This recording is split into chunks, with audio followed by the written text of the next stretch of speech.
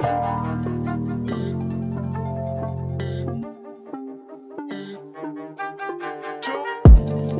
up, wake up, wake up. It's the first of the month. Welcome to the first episode of the month for Sleepers Media.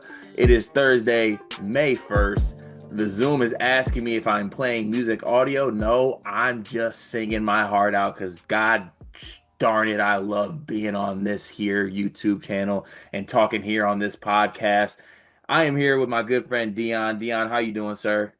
I'm doing good. I'm back. I think it's been about a week since we recorded one of these together. I want to let Drecky, I don't know what the numbers are, but I want to let Drecky know on every video I'm not on, he's twerking. Like, oh, Dion's not here. I'm gonna watch the full thing. Feel free to click off, buddy. Feel free to click off.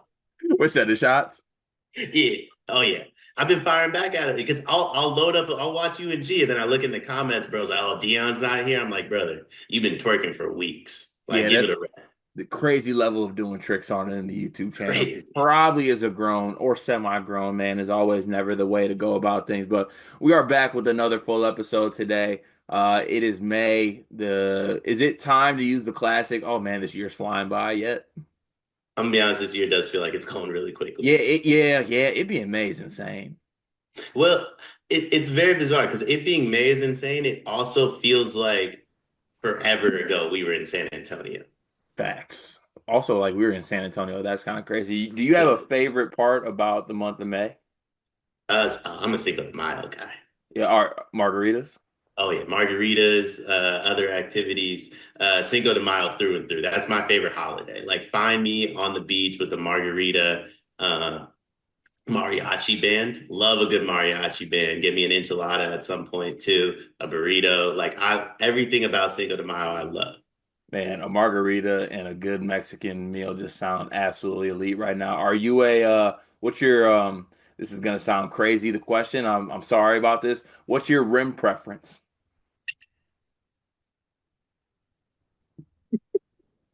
It's, this isn't going to sound any better. Depends on the flavor of margarita. So if it's like Crazy, dog. Crazy. Crazy, but if also makes sense though. if it's a Cadillac, you have to go salt on the rim, in my opinion. But if we get into like the mango, like strawberry, like if we're getting creative, like then tahine. But one of my favorite margaritas. Do we do free publicity? Yeah, go ahead. Yeah, if you're in Sacramento, in the area, go to Zocalo, get the what is that margarita called? They know me so well, they just start pouring it. It's like it's like a black pomegranate margarita. You got Ooh, to get sugar on that rim. You have to ooh. get sugar on that one. That sounds fire. A good spicy marg with tahini on the rim always slaps. I'm also about as immature can get. I can't stop thinking about that Nicki line anytime I talk about like margaritas and shit like that salt on that rim tray. Like I'm sorry, like it was a hit by the way. Bottoms up with crazy and Nicki snap. Bottles up still gets play in my vehicle, by the way. Still gets play. That's a crazy admittance, but I'll let it fly because it is a hit. Prime Nicki is different. Yeah, Prime, or when Wayne and Drake were writing the verses, different, yeah, different. different level of run, but yeah. Shout out to Cinco de Mayo. I think it's on a Monday this year, which is kind of ass, but it is what it is. We'll still celebrate. Doesn't really matter when it is. Dion, do you have a YouTube comment of the day for us? I do. I actually think this one's pretty dope. It's different. So Dylan Morosky 6909. I probably pronounced that wrong. I'm sorry. This one's for you, Car. He said, Cart, I'm a City fan. You're a City fan. We're likely losing Bernardo and Gundo at the end of the season. I actually don't think you guys are losing Gundo, by the way. Yeah, I don't think so either. I'm pretty sure he just resigned, but and already losing KDB. Do you think we'll be able to sign Florian Wirtz? If not, what transfers do you think we will get next window to reinforce our midfield? I have a subsequent comment, by the way, for you because I just found Erling Haaland's Snapchat. So Yeah, tough scene there. I think Florian would be a great ad. I do want to get him. I just think there needs to be like a youth invigoration into the team, and I think that the transition has been made, but there's not like a middle gap, right? Like the middle gap was supposed to be like the Fodens of the world, The guys that like are kind of in like the mid 20-ish range, and like Foden's been hurt, Holland's been a little bit injured this year, and also like we lost Rodri and my life fell apart. Like I just need Rodri back healthy, and then like I can live again. But I do think there needs to be a youth invigoration into this team. I like some of the younger pieces that they have, but I do think they need to go by like, for lack of a better term, like kind of like not super young guys, but also like not old guys. So like Wirtz would be a good target. I think there's a couple other players we need to get, but I think honestly we don't need a total overhaul. I've seen like total overhaul talk about Man City's roster. I don't think that's the case. I think health needs to be prioritized, and I think a little bit of youth invigoration to the squad needs to be part of it. And also like I need my dog Foden to step up, man. He's too talented, and he just whether it's injuries or just not being informed this season, combine that with KDB injuries and Rodri injuries, like I really don't know what we're supposed to do with that. Also, Mateus Nunez, get away from my squad immediately. I'm so sick of that man. Yeah, Rodri, I feel like Rodri's the biggest, like I guess you could call it like the biggest addition that could happen in the transfer window, just him being healthy, right? You're getting the Ballon d'Or back. So like what could you really complain about? You can't replace him just on the fly. So I feel like City's gonna be fine. But I did see Erling Haaland's Snapchat. I got some concerns. I'm just gonna be honest. I got some concerns. First off, I do love that he posts a lot of his haters comments, which is exactly what I did immediately when this video started. So him and I are on that same page. A lot of feet pics though. A lot Yeah, of feet pics. yeah, didn't want to speak on it, but it's a topic. It's there. We're gonna have to it. You better be scoring goals. Score goals, and you can do that. You stop scoring goals, then I'm on the Snapchat with it, and we're having a conversation about it. But I'll allow it for now. But yeah, City will be back next season. This is a down year. Looks a lot like Arsenal season, which is what our down year looks like. Shout out to Michael Lofton, uh, Terry Crews built ass. Moving forward, hope he doesn't hear that. Actually, that's a test if Lofton's listened to the full episodes or not. I'll get a text from him saying, "What, bruh?" It'll be fun. But yeah, I still feel good about my dogs. Still a champion. Well, actually not anymore. Liverpool's now the champion, but it was good being the champion for a while. But every once in a while, the champ's got to be humbled. It happens. We'll be okay. Moving on to the Discord. Join the Discord for $9.99 a month. The link is in the description of our Twitter bio. Join on your desktop. It's $9.99 a month. One of the best ways to support Sleepers Media and all the content that we produce and do. And also, if you join it, great community. A lot of great things going on in there. There's a fantasy football league. There's people that play poker apparently in there on a nightly basis. Live games. Are you playing poker, Dion? So I played once. I went all in 3 times, won all 3 hands. Everyone else folded. I said, "Y'all are too soft for me." Got up out of there. Can't do it anymore. Can't do it. Yeah, like no one else went all in with me. They just straight up folded. I said, I can't do this anymore. By the way, I want to hold myself accountable. I'm sorry that City aren't currently champions. I'm a Tottenham fan. Liverpool stomped us out at the crib to win the title on our home field. Yeah, y'all went up 1-0, and I was like, whoa. And then y'all lost. And I was like, ah. Yeah, they went up 1-0. I immediately placed the Liverpool -2 bet. I knew what the deal was. Yeah, There was no way we were winning that game. yeah, that's called knowing your team, and there's no other way to go about that. But yeah, join the Discord. Like I said, one of the best ways to support Sleepers Media, and you get your comments read every single day as being a part of the community. So we will get to the Discord comments. Let's see where we left off yesterday. Did the flurry. Okay, I think we are here. We start today with Sleeve Nash. Petrovic greater than Cadeau. Boswell greater than Gale. Stojakovic greater than Burnett. Yaxel greater than Big Z. Tommy better than Merez. It seems like the consensus is Michigan's the second best team in the Big Ten and loaded with talent, but I just don't see it. They've got four non-shooters on the floor. I still have questions about Namari Burnett's shooting if he's the only threat. The fit feels clunky, and if we're just playing the talent game Greg loves, I think these matchups are fair. This team reminds me a lot of Indiana last year. Hype roster, poor fit. I disagree with that. I also think everyone, and I mean everybody, like even Michigan fans, no one's talking about Trey McKinney enough, in my opinion. I think that dude is like he's going to be a rotational piece, if not a starter on Michigan next year.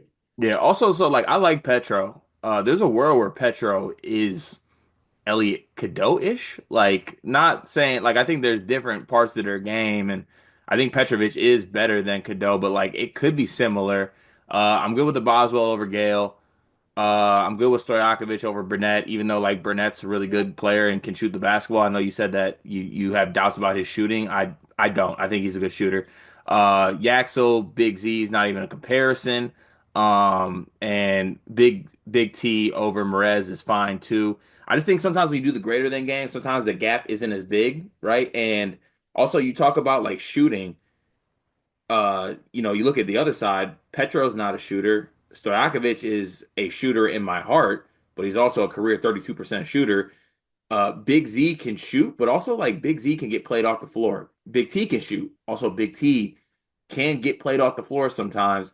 I don't know. I get what you're saying, Sleeve. I do like Illinois' roster, and you can make an argument that they are up there with, in that other tier, with it. But Yaxel's the best player that I just named out of that, and Yaxel himself with the other pieces. You kind of got to play that game. But I see what you're doing there.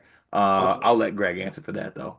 a Dave Mara, like if he has any sort of leap, could he's the person that could play Big T off the floor, hypothetically. Like I think in an Illinois Michigan matchup, if Merez were to start at the five, I think you probably start a day in that game just to kind of cause Big T some issues. Also, they're in a world where they're starting both. If they're starting both the Visages, It, it, food. That it, is food defensively. Also, I've seen one Petrovic play, and like his numbers look great in Europe. I'm not trying to slide him. I think he's going to be a great college basketball player. That game winner he hit, that crossover wouldn't work on me, respectfully to whoever his opponent was. That crossover was like whatever. Like he crossed and it did go over. He didn't really move though, and the guy fell still. That's true. Let's see here. Mutant Matt. I've never been to Assembly Hall, and wife only been to Mackey for a volleyball game back in her college days. We've been discussing a relationship challenging venture at an IU Purdue matchup for years, but tickets are always like minimum 500 for nosebleeds. Chunks of Assembly's roof tend to fall off, so the nosebleeds are a risky purchase. What's the most you guys are willing to spend to see your teams? uh, It's a tough question because I'm about as cheap as anybody could ever get in life. Like I am so cheap. It's ridiculous. It's a flaw. I So bought the cheapest ticket at the Final Four possible. yeah, I So mean you saw our accommodations. Yeah, there's a reason for those accommodations. I'm a big watch your team on TV guy. It's the same experience. Yeah, yeah, I will say it's funny you brought that up. The first game that G and I went to at Assembly Hall on the College Hoops to Go trip, first of all, there was media seats and we were like, let's just see if we can get on these bleacher seats because like we wanted the better seats. So like we sat like right kind of courtside on those bleachers. Great seats, by the way. A fun place to watch a game. The environment was really good. That was the game that the roof piece fell off and almost hit somebody. That was kind of crazy. I think it was a jumbotron piece though. Almost hit Bryce Sensabaugh. Crazy, crazy city. But yeah, I don't know. I'm cheap. Plus, I enjoy watching my team on TV as well. So like, I will err on the side of not overspending to go watch it in person. Yeah, I mean, I 100%, I don't like being away from the TV because I have bets on games that I'm not at. So like that causes me issues. I don't go to football games because it's like, why would I go to a football game when I have 10 bets on and they're all the games are on at the same time? So I'm pretty cheap. Even like when I go to like Kings games, that's not my team, but if I go to a Kings game, I'm buying the cheapest possible ticket. I sit at the bar. Yeah, I respect that 100%.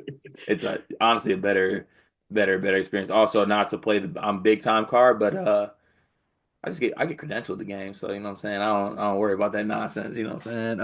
Anywho, uh, let's see what we have here. Not many comments today, so Discord. If you're gonna be part of it, get your comments read. Why not? Don't be scared. Ask us questions. Did you actually read the Malik flurry?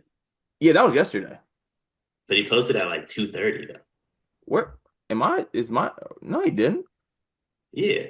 Oh, that was at 2:30 on your side. It was Oh yeah, 5:30 5:30 your time. yesterday. Yeah. Did you guys record at night? Did he repeat it? He probably didn't get it read the first time he posted it. Oh, okay. Sorry. Backtracking here. Sorry about that. I think I might have. Did I skip some people? No. Yesterday, 10:06, we did that one. Did Brad Underwood. My apologies. I did skip some. Going back here. I Maynard. Thoughts on Theo Pinson and Ray Felton lighting up Rashad McCants up like a jack-o'-lantern?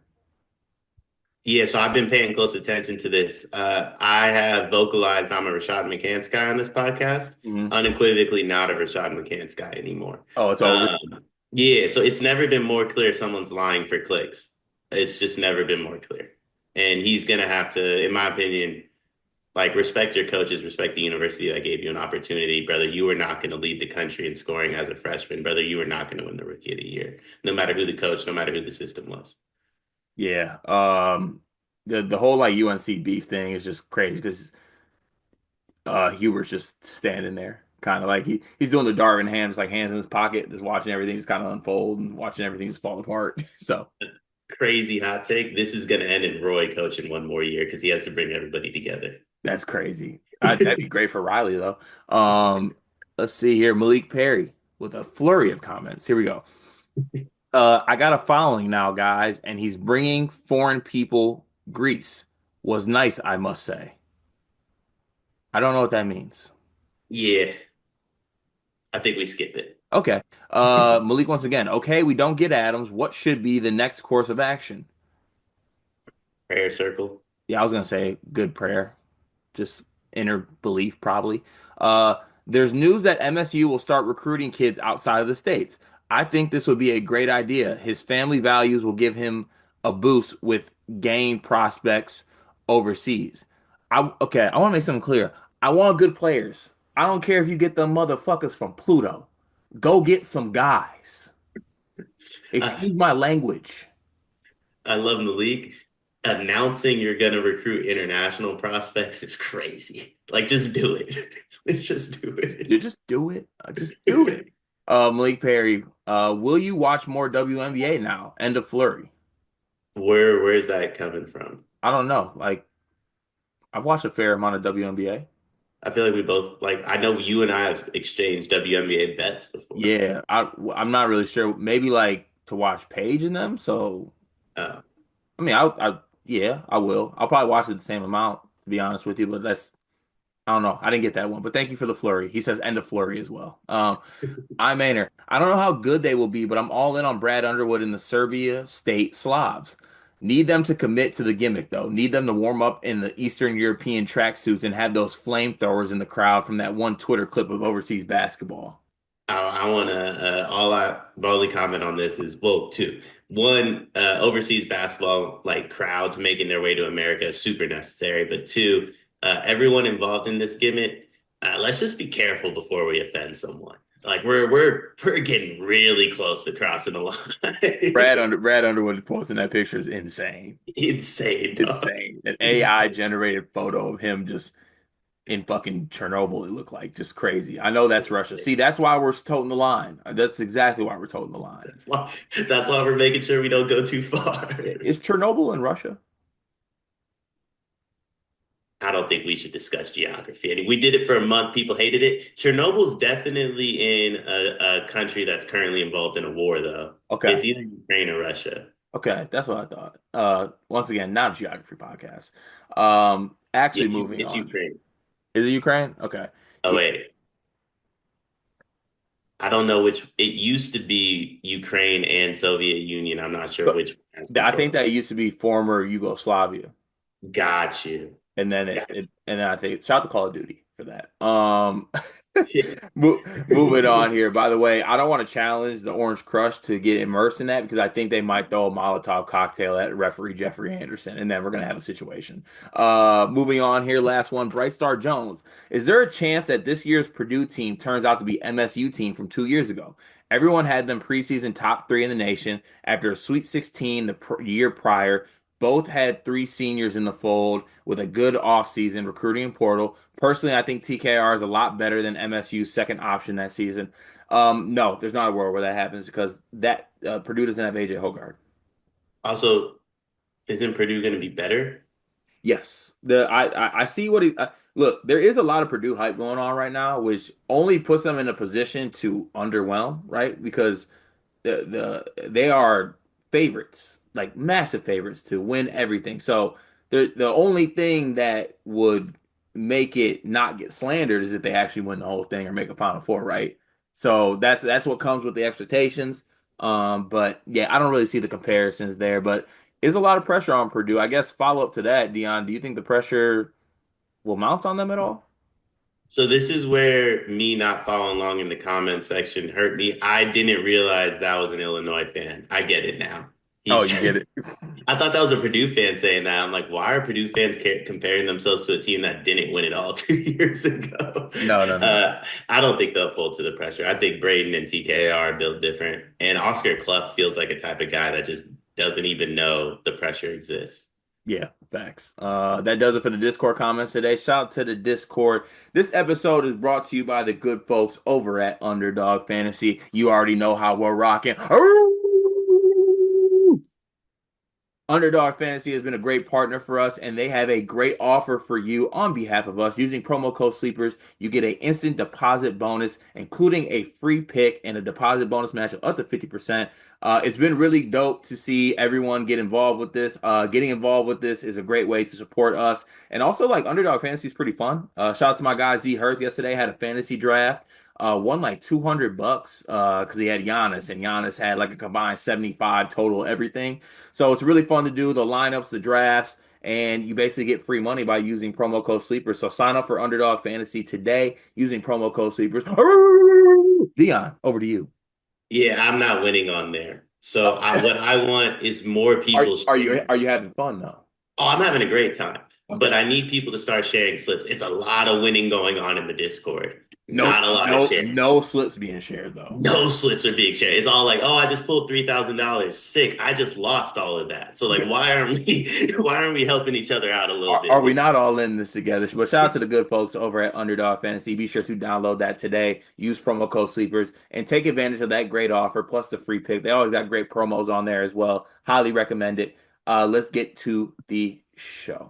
Topic number one. We are talking NBA draft and underclassmen who are returning to college in record numbers. Everyone loves to sing the praises of, oh, I hate NIL. I hate that it's ruining the game. I hate that it's doing this. I hate that it's doing that.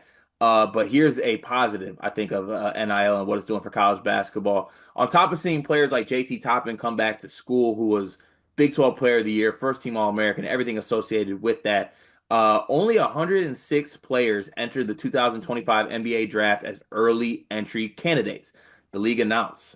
That is the lowest number of early entrant candidates since 2015. That's down from a peak of 353 in 2021. So a massive, massive just downgrade of players entering. Some of the players that chose to forego the early entrant process: Braden Smith, Thomas Hogg, Alex Karaban, JT Toppin, Isaiah Evans, to name a few. Bennett Sturz, TKR. I mean, the list goes on of all these high level guys that are foregoing the process to just, come back to school. And whether it be like big men, because, you see in the NBA, Dion, you obviously are kind of the NBA guy of Sleepers Media. Um, to be a big market in the NBA, you got to be like special, right? And in college, you can be a big like TKR or JT Toppin or someone of that kind of mold, or even look at the guys like Armando Bacot, Hunter Dickinson, Drew Timmy, Oscar Tshiebwe. Those guys come back to college and dominate and make a lot of money because not necessarily their NBA future is the greatest outlook given their skill set. So that number being that drastically low, what does that mean to you, Dion? And do you think it's, I mean, on both sides, is it good for the NBA? Is it good for college basketball? What do you think on that front? I'm not sure if it's good for the NBA necessarily, because I think you take a guy like I mean the name I'm not necessarily the names you mentioned. I think the names you mentioned make sense, but take a guy like Otega Owe. He should be playing in the NBA. He won't be. And then take a guy like Jaleel Bethea. In the past, Jaleel Bethea, instead of like transferring, like Jaleel, Ian Jackson, um, Robert Wright. Those are the three names that I think should be playing NBA basketball next year in the same light that Drake Powell's going to, and they're not going to. And I do honestly believe playing college basketball hinders your development in comparison to the NBA because you don't have the same resources, you don't have the same time, you don't have like the same ability to do. You're going to school still, like you just don't have the same ability to work the way you do in the NBA. But for like a Bennett Sturts, Braden Smith, TKR, even like Oscar Club, pretty much the whole Purdue team. But like I would also include like Yaxel in this list. Um, in my opinion, whether they would have been drafted or not, those aren't NBA guys, right? Those are like five of the best college basketball players in the country. In Yaxel's case, he might be the best player in the country.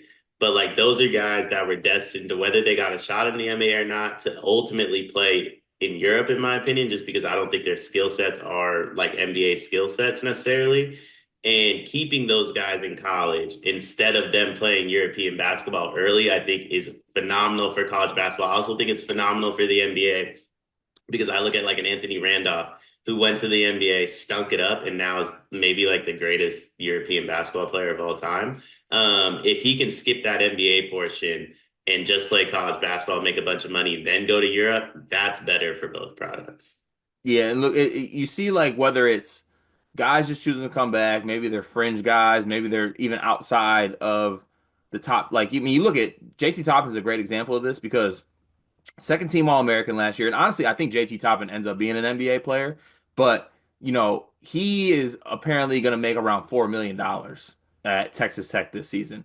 That exceeds all of like the draft outside of I think the top 15 NBA draft picks, that exceeds the rookie salary scale, right? So he's a player that can improve his stock, also like come back and make a lot of money, and Texas Tech could be really good. I think it's just you're seeing that the skyrocketing NIL market is making decisions like this easier for certain players. So I'm all for this because at my heart of hearts, I'm a college basketball fan, right? I like seeing the best college basketball players play college basketball. This keeps the best college basketball players playing basketball if they have the NBA whispering in their ear, right? Yeah. Thomas Hogg, I think, is another good example of this. He was a great part of Florida's national title run, and he was getting a lot of NBA buzz, and now he's returning, despite, you see a lot of players in his mold. You see it all the time, Dion. They'll take a good NCAA tournament run and they'll just take that all the way to making their way. Like, well, how the hell did that guy end up at this high in the NBA draft? Well, because he had such a great NCAA tournament. All the scouts are watching. He works out well. All of a sudden, you look and he's up there. He's a top 20 pick. So, it's a great thing for the game. Are there any players that did it that surprised you though? Like Alex Karaban didn't even test it at all. Yeah, so I've never Alex Karaban should have went last year. So he's the opposite. Alex Karaban is the type of guy. If an NBA team tells you they're going to draft you, you should go because brother, you have no business being in the NBA. Just go enjoy them 4 years before it's gone. The one that super shocks me is Andrei Stojakovic. I don't get it. I don't get why NBA teams aren't involved in him. I don't know how much Illinois offered him, but I'm assuming it's in that 2 to 3 million range, just based upon the price tags other people are getting. That's like second round money. I think NBA teams can match that number if they really wanted to. He's an NBA. He will play in the NBA. He's 38% 3-point shooter, 18 points per game. I think he has the wingspan to develop defensively. He won't be ever like a lockdown defender, but I don't think he can hurt you on that side of the floor, and he can pass the ball well. So I don't understand why he's still playing college basketball at all. Yeah, I'm not too sure about that either, but I think it is what it is. You know, for me, at the heart of hearts, is I get to see college basketball players play college basketball more. So I'm always gonna be for it, and they get their money. You know what I'm saying? Middle finger to the system. Go get paid, in the words of Young Dolph. But crazy numbers. Shout to NIL. There are positives to it. Besides everyone screaming that they're destroying mid majors. Grow up every once in a while. Topic number two today, obviously having Dion here, got to talk a little bit of NBA, our NBA analyst over here at Sleepers Media. Round one of the NBA playoffs is still ongoing, but some series are also wrapped up. I wanted to do some quick round one NBA takeaways from both sides. So we can go back and forth on this one, Dion. Let's come up with three takeaways each from the first round of the NBA playoffs. It could be anything, any variety, positive, negative. Let's come up with three for each of us. Um, a lot of good basketball being played. I'm not going to say high level. I don't think we're getting too high level of basketball being played. But the first round is typically a snooze fest, and you just teams get in, they get out, and we're kind of ramping up for the second round matchups, the Eastern Western Conference Finals matchups. This first round has been fun. I look at like even the Rockets, Warriors series, Wolves, Lakers series. Both them series are over, by the way, but that has been a fun 4 games so far. Yeah. The only two series that were snooze fest, in my opinion, Cavs, Heat, Thunder, Grizzlies. Grizzlies. Yeah, Thunder, Grizzlies. Those are the only snooze fests. And I think in the first round, if you leave saying we had 8 series and two stunk, 6 have been pretty entertaining, I think that's a win for the NBA. Yeah, and good segue for me because my first takeaway is get this playing game shit out of here. I'm sorry, dog. These playing teams are a waste of time. They didn't even like Miami didn't even want to show up. They didn't want to fly back. I'm sorry. Oh, the Warriors in the play-in, weren't they? Respectfully. Okay, but where were they at though? Did they have to what spot were they in before the play-in? Oh, you mean like the teams that like earned they were in the play-in, but like wouldn't have made the playoffs if we didn't have the play-in? Yeah, like Yeah, just make take the top 8 seeds. I don't yeah. want to have to deal with it. I understand, but like me having to watch Memphis and me having to watch Miami, or even if it went the other way, like I would have had to watch a series with the corpse of everyone on the Mavericks or whoever else or the Hawks. And I don't want to watch that. Just do away with the play-in. I'm over it. The playing teams are a waste of time. That's why they got their ass swept. So that's my first takeaway. I'll go back to back takeaways here. I got two negatives and one positive. Uh, my other negative takeaway, or just part of it that disappoints me, I'm a big proponent of if you're gonna pop your chest and say something, you better back it up 100%. Tyler Hero and Jalen Green, I'm looking at y'all, man. Tyler Hero comes out, says he's not going to get swept, and they lose game 4 by 55, and he goes 1 for 10. Jalen Green gets basically chirped by Draymond Green, talks about him getting his nails painted. He goes in the post game press conference. He says, I mean, Draymond has to do that because he can't do anything else. You have scored in single digits in every single game of this series outside of that 38-point performance that you had, and you would become unplayable in the eyes of Ime Udoka as Draymond has you down 3-1 and is making big defensive plays on both ends of the floor and letting you know about it. So, uh, not a proponent of guys popping their shit and not backing it up. Yeah, I mean that brings me to my second point too. That Knicks Pistons series, that is a combination of 30 dudes that do that. And it's not nearly as fun as I think Knicks and Pistons fans are having fun with it. Um, Way too physical. I'm all for physicality, No, those but games are like fights. they're fights and everybody cries when they get hit. And then they go to the post game and they're like, we're just tougher than them. Brunson's a flopper. And then they'll on the other side, they're like, well, Malik Beasley twerks after he makes a three. And I'm just like, I think everybody involved is soft, to be honest, besides Cade. Besides Cade. That's my other takeaway from that series. Cade's next up, in my opinion. I know he's had some faults down the stretch. But for 44 minutes, Cade has unequivocally been the best player on the floor with the Jalen Brunson, who I think is one of the best players in the game. Yeah, that goes to my last positive point. I think there's been questions about like what's the NBA going to be once this older generation makes their way. Like, obviously there's guys still playing at a high level, Durant and all those guys. You know what I'm talking about, the old guards, Curry, Bron. Those guys are wearing down, right? But they're still obviously the best in the sport because that's who they are. But there's been a lot of question about like face of the NBA stuff. And look, maybe there isn't a face of the NBA. It could also just be Wemby for all we know. But it's in good hands. Like SGA, Ant, Cade, Wemby, like the younger guys, I think this league is in good hands. It's gonna be okay. It's gonna be all right. Even like Ja, like when Ja is healthy and can play and can just keep the main thing, that dude is like so special. Like he had some moments in those series when he wasn't where he was just like outside of like the LA Fitness nonchalant bullshit he played for part of that. He's just a very high motor, high talent player, and we'd be singing the praises even more if Gerald Green with Drea's phone number was hooping better for Houston. So I don't know. The league's in good hands. Is kind of what I would say. I think they got their face, to be honest with you. I think it's Ant.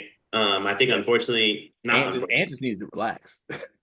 once once Ant develops the way Wemby is going to be the most talented, Ant's going to be the one everybody's a fan of. I look at Ant kind of like this generation's Allen Iverson, right? Like Mm. Kobe was the guy, he was the face of the league, but AI is the one we looked up to. Wemby's Kobe, Ant's AI.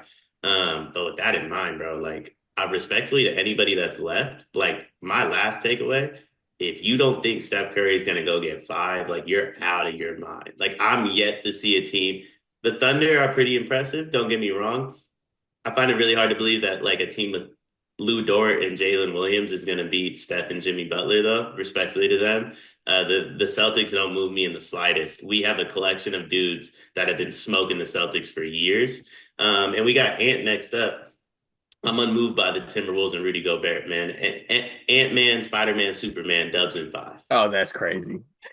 That's crazy. But hey, respect. Look, very highly rated. Like I saw the TV, like the TV ratings for the first round have been off the charts. I think it has been like outside of the blowouts, like it has been really good basketball. And I very much enjoyed it. NBA playoffs are always very high level. I'm looking forward to how the rest of round one plays out, and also looking forward to the rest of the NBA playoffs. Topic number three today, also going off the kind of the first topic we talked about the low number of players that are early entrants. We are going to pick five players that we want to pull Alex Karaban and withdraw from the draft to return to school. Dion, do you want to come up with five collectively, or should we do five each? I think five collectively would work, right? Five collectively, All right, let's probably. do five collectively. I'll let you go first. Uh, Five players that we want to pull Alex Karaban, basically just withdraw from the draft and return to school. Cooper Flag. Come on, man. They're good. Duke is fine. Yeah, but we don't want to see Coop and Cam play together. I mean, it would be fun, I guess. But all right, I'll let you get that one. But I'm gonna need You you. want me to go more realistic from Duke? I'm gonna need you. Yes, Man, man. man. Yeah, I think it would benefit him to come back. But also, he's gonna be a top 10 pick. So how do you argue with that at the same time? Yes. My next pick would be Boogie Flan. Boogie Flan could make so much money in college basketball if he came back. Did I misread that? Is Boogie going to the draft? I thought he was in the portal. He's in the draft too. Oh, Both. he's doing the both thing. Yeah, he's in both. He'll be back. You think he'll be He'll back be in college? Yeah, he ain't getting drafted. All right. Well, I want him to. I want him to be the next person. Who do you have as the next one? My next one is Yegor. I think Yegor, obviously, he's a first round pick. You know, probably unrealistic he would ever do this. But Yegor with Robert White, AJ, Richie, Kayla Kada. Like, I think you're talking about a guy that could increase his stock tremendously because he wouldn't have to score the ball, which is why his stock's falling a little bit. Yeah, that's fair to say. I'd be interested too to be like I was gonna get very personal on this one and get Jace Richardson back, but I'm not gonna do that. One that I actually think should also find his way back as well as Todd Pettiford. I think Todd Mm. Pettiford coming back to Auburn would be obviously he'd be the guy. He'd be incredible. Auburn would be really good. I'd really like to see him come back. It was between Tahad or Darian Williams for me on who was on that last spot, but I think it would benefit Tahad greatly to come back. Can I choose a guy that didn't play college, but I would like for him to leave the draft and come play college? I absolutely love where your head's at. So I've been doing a little research. Obviously, like I know last year you guys did the draft scouting stuff. So I've been prepping as if we're doing that again. Not sure we are, but I've been doing my Oh, we prep are. early. Okay, so I'm glad I've been doing it. Izan Almansa. He played in Perth last year. He's he's 7 feet tall, just about 7 feet tall. He shot 30% from three. He can't really pass, but he can score the basketball well. He can rebound. There's not too much he can't do on the basketball court. He just doesn't do anything at the highest of levels. I would love to see him play college basketball where he has a size and skill advantage over people because he also played for the Ignite. He's been playing against professionals his whole life, and I feel like he's been playing up in competition. I want to see him play competition on a level playing field. I respect that. There's a lot of players you can put on this. I'm probably gonna go after this segment and just go write down 30 names. Also, there's a guy on here who's from Texas who declared for the draft who I've never heard of. So I looked him up. He's averaging 2-2. I was gonna say, did you know Chad Baker Mazara is an early entrant? See, all these guys are just entering and going portal. It's a crazy, crazy world we live in. But to all those guys who just named, come on back to school. One big thing presented by Underdog Fantasy, presented by being compliant. Shout out to YouTube compliance. Dion, what do you got for us today? One big thing, winning. Mm. It's been a long time since my Warriors were in the playoffs, and I felt like they had a shot. When we played the Kings and the Lakers, I didn't feel that way. So it's been like 3 years. Anyone that tells you playing sports is about fun and not winning, they're liars. Winning is fun. It's the only thing that's fun involved in sports. I'm having a phenomenal time. Playoff Draymond, playoff Steph, playoff Dion. We're all back. All of us are back. Scary, scary sight. I'm also a big advocate of just win, man. What's the point of doing something if you're not gonna win? One of the greatest things I always take pride of in my life is I never won a sportsmanship award. Ever. Never been like sportsmanship, never been like, that guy's gonna pick you up. I'm gonna kick you when you're down and I'm gonna win at any cost. Do not care. My one big thing today, so I brought this up before, but I just had to do it one more time again for maybe some new listeners on here. This is one of the greatest things I have ever bought. It goes in your bathroom, right? Obviously for when, what I'm saying, things happen. We ain't got to talk about it, but it's a jar with matches and the jar has the spark thing on the side. So I'm saying you pull your match out of there and okay, I just broke that match. That's tough. That's really tough. All right, we're gonna grab another match. This is crazy. Hold Mark's on. house is almost set on fire, by the way, everybody. No, we're good. We're good. We're good. I'm saying so. I'm saying grab your mat and then go ahead and spark it real quick. Hey, also underrated smell, the smell of this shit when you blow it out. So just so we're all aware, you have tape on the side of the glass. It's not, but it's not tape. It's like the little, I mean, I guess it is tape, but it's like a spark. I don't know what you call a spark pad. It's essentially tape. And this has blown your mind. Listen, I am who I am. That does it for today's episode. Thank you everyone for tuning in. We will catch y'all tomorrow.